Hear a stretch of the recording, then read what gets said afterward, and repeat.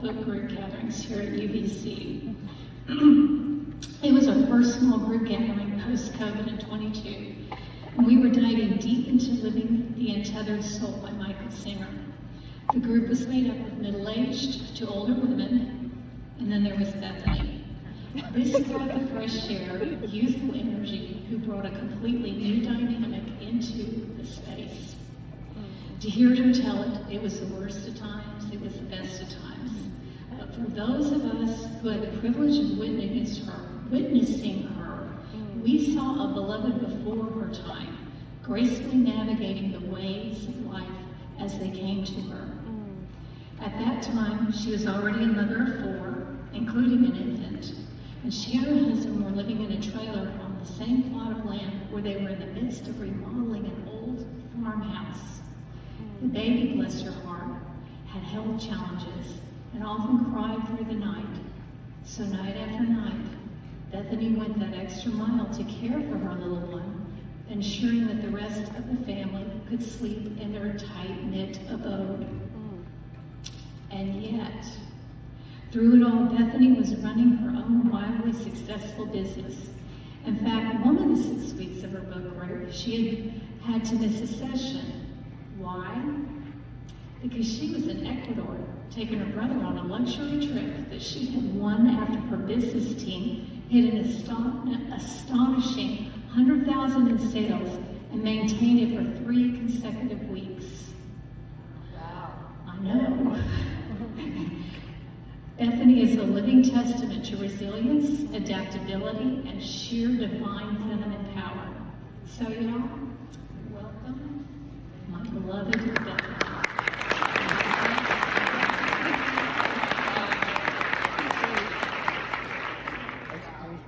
Testing 1, 2, 3. How's it sound? Good. Okay. So a few things that I have to address off the bat. I did not know that I was the first millennial to ever be here. What? Okay, so there's a few millennials in the house. I feel like you might be. Raise your hand if you represent. Okay. And what I love about what just happened with Sherry, is that she represents all of us, whether we're on this side of it or on that side of it. And I think the thing for me that stuck out the most powerful with the book club that we had, do we call it book club? It was a book club with Michael Singer, is that whether we were dealing with, I was telling my friend here, oh my gosh, I was in one of the toughest seasons of my life. Sitting there tired to the bone. You've been tired to the bone, I'm sure. The baby's crying, 3 other young children sleeping in a 30-foot camper that we thought was a great idea. And there was no place to go other than in. I couldn't go out. There was no patience for me out there.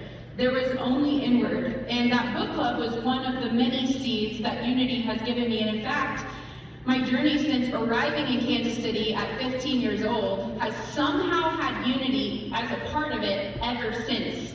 And so I'm going to take you through the journey of my 3 lessons on the way to Unity. The first one is that when we pulled up here in, let's see, I don't even know what year it would have been, after traveling around in a bus, my 5 siblings and I singing on stages across America, the Von Trapp family vibes. The millennials don't know what that means. I still don't know what that means, but people compared us to the Von Trapp, so I just use it in my material. I Googled them, so I do know, but they were a singing family for the 3 of us here. And we arrived in Kansas City because my dad took a position at a church starting downtown, and he was going to be the youth minister / the music guy / whatever they needed. And my siblings and I were so excited because for the first time ever, we were going to have a normal life. That's what we were going for, a normal life. A few months into being in Kansas City, I met a boy, and he's now my husband, and he lived on Fish Road, which is right across from 82nd Street, which is about a mile from here. So my family bought a house in Lakewood area, and I would drive Woods Chapel. It's a really windy road. If you're not from around here, it's this road right here, we would drive that road to go between parents' houses, because that's what you do when you're 16, 17, 18, you hang out, you go to parents' houses, and we would always drive past this plot of land that I didn't really pay any attention to. Fast forward to 2021, guess what plot of land we buy? The one right down the road. So I've been taking pictures here at Unity back when I was a photographer, back when we were all photographers, when that was the thing to do. I would come take pictures here, and I would go to my future husband's house. I mean, Unity has just been a huge part, but during the roughest time of my life, I would call it a deconstruction. I would sneak in that door around like 10:31 a.m. on Sunday mornings and sit right about where the vendors are, and I would just listen to a whole new way of thinking, which was the Unity way. And it brought up things for me that I didn't want to deal with, and it brought up things for me that I wanted to deal with. And all of it was just such a new perspective, coming from a very straight and narrow way to this whole new lots of ways of thinking about things. Unity was just a lifeline. And I just want to publicly thank Reverend Erin, as she said, there she is. She doesn't even probably know the ripple effect of the work she does, but I've been coaching club volleyball and watching online here and there, but what she brings to the table is insanely valuable. And I just want to say thank you from Mac's mom to Georgia's mom.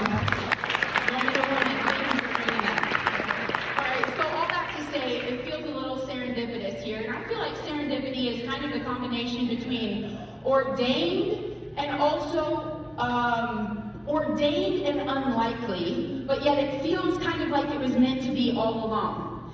And I feel that that's what Unity represents for me, is it's serendipitous. It's ordained in what was meant to be all along. And one of the 12 elements of Unity's teaching is order.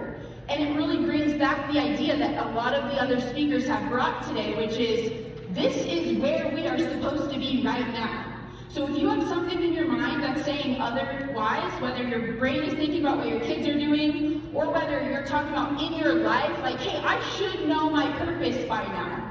I should know what I'm supposed to do. I should know what I'm supposed to be when I grow up. I've been there, many days I am there, but you are exactly where you are supposed to be. And one of the lessons that I feel was so important on my journey to Unity was realizing that my purpose wasn't something that I needed to do, but it was a state of being that I was called to.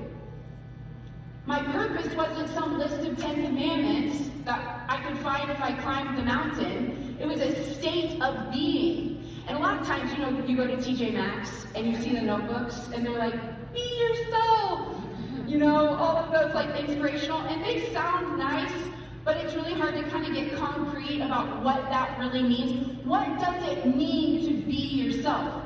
Well, in my work, I'm a personal brand coach. I have created a framework that fits in a Venn diagram, and I don't have time to go through it all today, but I will tell you, if you want to jot this down, the Venn diagram is really built from 3 main elements. If you know how Venn diagrams work, there's the big circle at the top, there's the 2 circles in the bottom, and then there's the places that they overlap. The top circle in my work represents values. This is thank you to Unity for a lot of the work on values that I've gotten to kind of draw from.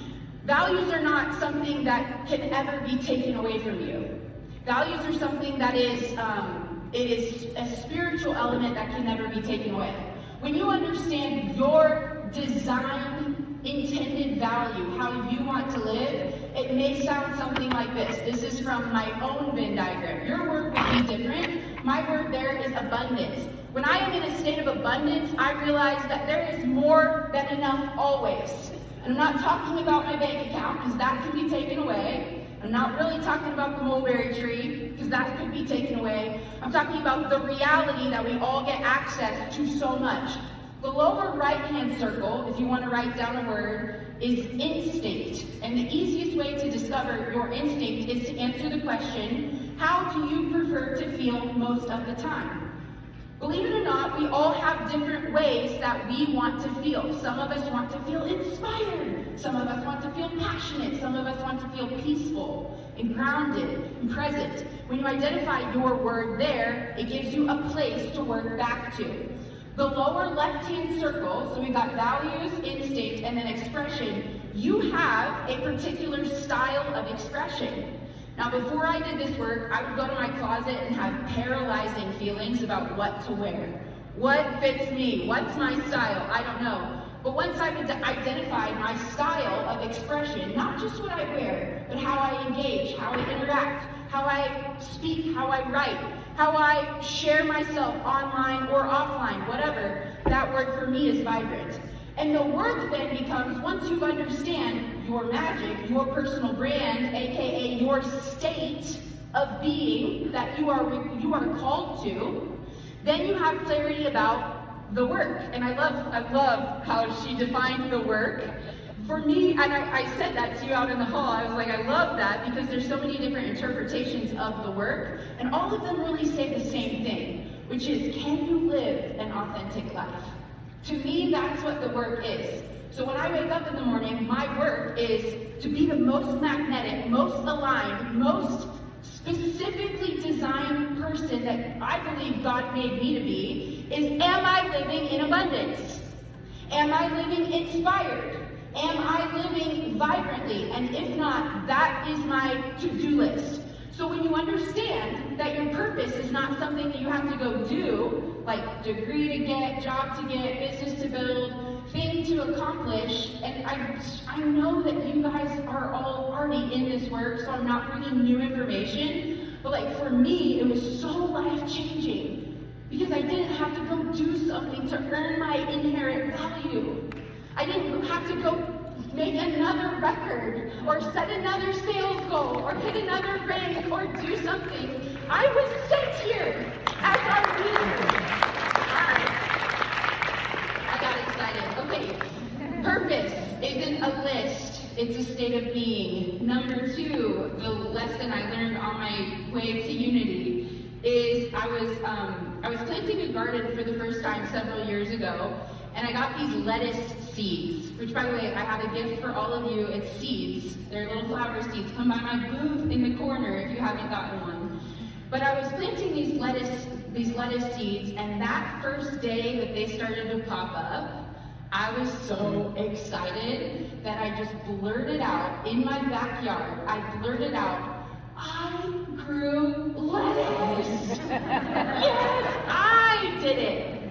And instantly, I mean, it wasn't a lightning bolt, but it felt like a lightning bolt. It was like, you did not plant this. You did not grow this lettuce. You planted the lettuce. And then Mother Earth, in all of her infinite wisdom, brought the right amount of rain and the sunshine and the climate and no tornado. So you can't take credit for that, Bethany. You didn't grow the lettuce. You are a co-creator of this thing, whatever this thing is. And how many times do we get gripping, at least I was for sure, under the mentality, if it's meant to be, do you know that one? If it's meant to be, it's up to me. I can take blame, I can take credit when it's going great, but when it's not going great, it doesn't feel so good to take that. I don't want to take that blame. So what I found for myself is, hey, I can have a really great time if I realize I am part of the process, not the whole process. If I was up here speaking the same thing, but you were not there, it just wouldn't land the same. It's not me, it's us. We're creating this right now. In life, it's not me creating my business or me creating my family. I just get to be a part of it. And there's something really incredible about that. Number 3, my third lesson on my journey to Unity, it was and is, you and I are eligible for evolution. We are eligible for evolution if we are here. All right, we're gonna do a little exercise. Don't worry, you don't have to get up.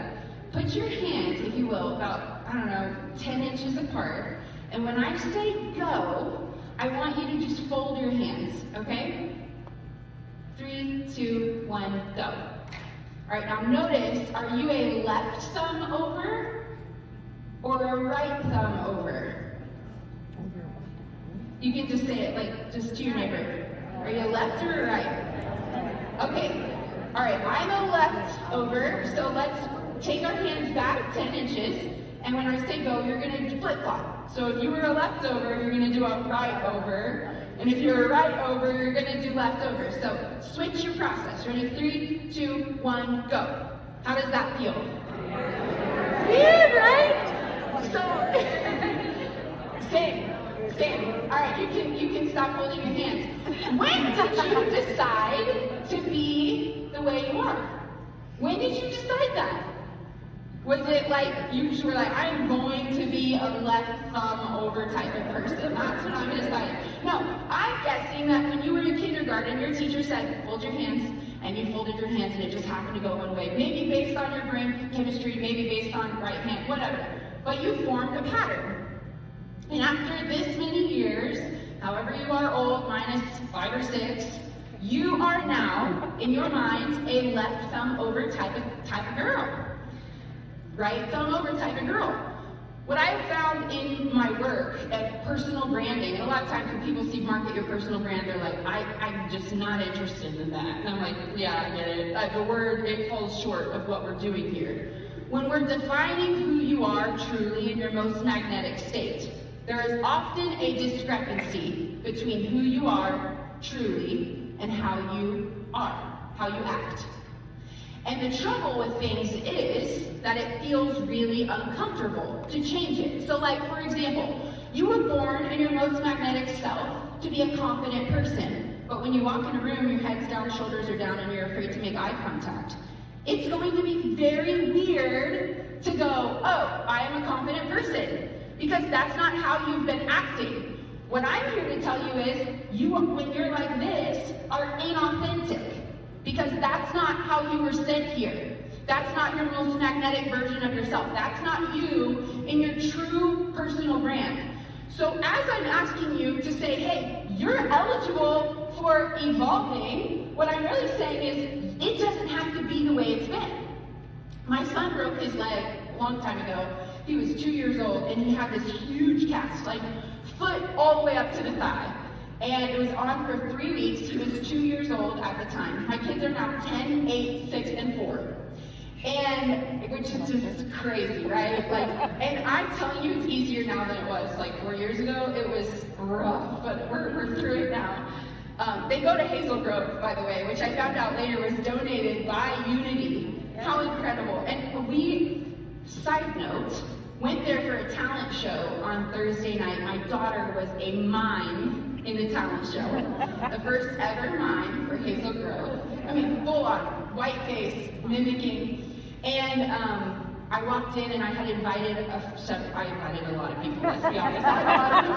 Every person that walked in said, oh gosh, this just feels good in here. There's like something about this school. So I thought that was really cool. I know why. It's part of this. It's the expression of unity, and it's just giving so much, so thank you. Okay, so back to the boot. My son broke his leg, and his boot was all the way up to his thigh. And he walked like this for 3 weeks, dragged his foot going upstairs. His leg had to stay straight because it was in the boot. He got the boot off, and then he kept walking like this. And I was like, oh no, doctor, something's wrong. My child's walking as if the boot is on his foot, but it's not on his foot. And like, as the doctor or nurse line was telling me the reality, they said, oh yeah, sometimes they just forget that they can move it. It hit me like a ton of bricks, and I was like, I am in the same boat. I'm forgetting that I can be exactly who I came here to be. And so I've used that example so many times that you are eligible for evolution. If there is somewhere that you discover today that you're like, man, I am connected to this idea of abundance, or I am connected to this idea of being a little woo, or I am excited about the idea of being confident, or you find who you are, it is now your responsibility, in my opinion, Because as Reverend Aaron said, it's not your song to hold back. It's not your gift to hold back. I believe the world needs exactly you. And it might not make sense, like we don't see the ripple effect of everything we bring to the table, right? It's not like, oh yeah, we get praised and put on a stage and just given all these accolades. Sometimes it's not like that, but I am begging you from one woman to another to really take your gifts as the responsibility you have to live in this world, because we all need it. The teachers, imagine if my kids didn't have the specific teachers they have right now. Imagine if Reverend Aaron wasn't giving her gifts to everyone on Sunday mornings. Imagine if you weren't present in your life. I'm promising you that it wouldn't be the same. And sometimes I get annoyed at myself because I can hear myself and it's like, rah, give your gifts out in the world. And what I really want to say is, I believe that if a butterfly flap can affect the weather on the other side of the world, then I believe your gifts and you walking in with your shoulders back matters. And I just wanted to say thank you. Yes, thank you so much for giving that gift. I have seeds for everyone, and I know I'm kind of wrapping up a little bit. I can go on, or we can wrap it up, either way. But I have 4 ways to connect with anyone who wants to connect. The first way is, on the little seed packet that I gave, 5 more minutes, perfect. On the little seed packet, there is a tiny, which I know that's like millennial size, type. Sorry about that. I can hear my mom in my ear. You know they can't read that, right? Well, my printer only had so much paper, Mom. So we had to make it work. But on the little seed packets, which I hope that you pick up a seed packet that resonates with you, there's all sorts of different flowers, just like there's all sorts of different people. And on the seed packets is a little QR code and my website. The QR code takes you to a webinar that I'm teaching on April 16th. And it's to help you design your personal development game plan. But underneath that is my website. It's pretty easy to see, BethanyShipley.com, or pretty easy to remember, not easy to see. And I would love to connect through email. I'm guessing a lot of you are local here. I'd love to have coffee, hang out. The second way is I have a podcast. Curious who listens to podcasts?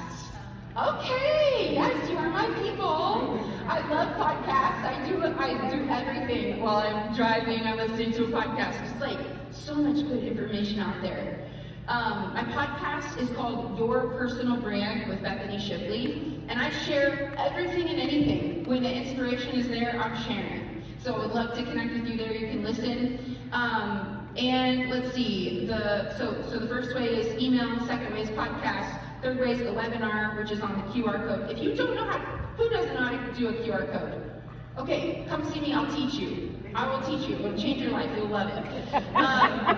See, there's a place for us all. Look, millennials, we got something to offer. Okay.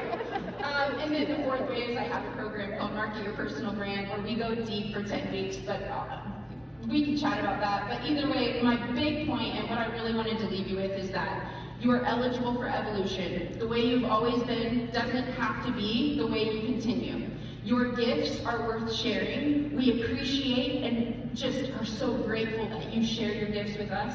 And I think just to reiterate what Reverend Aaron said earlier, that it's not your song to hold back. So thank you for being here.